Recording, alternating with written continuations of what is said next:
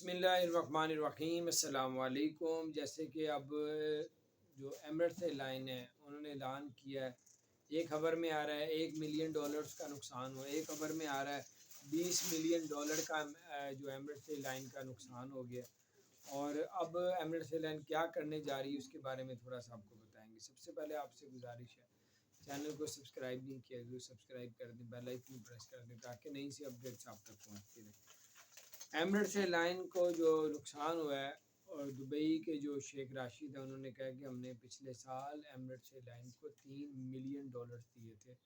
اس کے باوجود یہ مسئلہ جو ہے وہ ابھی تک سٹل کرونا کی وجہ سے جو ہے فلائٹیں نہیں اڑ رہی، لیکن خرچے زیادہ ہیں، اس وجہ سے اتنا زیادہ نقصان ہو رہا ہے۔ لیکن وہ کہہ رہے ہیں ہم اس میں ایئر لائن کو نیچے نہیں آنے دیں گے، اس کو چلائیں گے اور اس کو پہلے سے بہتر کریں گے۔ تو پہلے ہی بہت زبردست ہے اور اس کو اور بہتر کرنے کے لیے شیخ راشد نے جو ہے یہ اعلان کر دیا۔ اس کے علاوہ آپ کو بتاتے چلیں کہ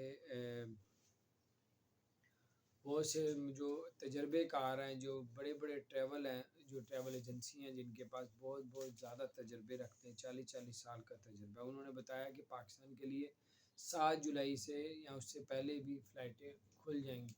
کیونکہ پاکستان میں کرونا کی جس وجہ سے بند کیا تھا وہ تعداد تو اب 3% پہ آ چکی ہے، 3-3.5%۔ تو آگے پیچھے ریزن کیا رہ گیا کہ اب دوبارہ جو ہے اس کو آگے کنٹینیو رکھیں، تو اس لیے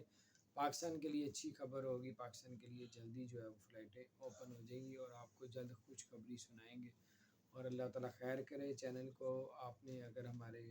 چینل کو سبسکرائب نہیں کیا تو سبسکرائب کر دیں، بیل آئکن کو بھی پریس کر دیں تاکہ نئی سی اپڈیٹس آپ تک پہنچتی رہے۔ اپنا خیال رکھیں، السلام علیکم رحمۃ اللہ وبرکاتہ۔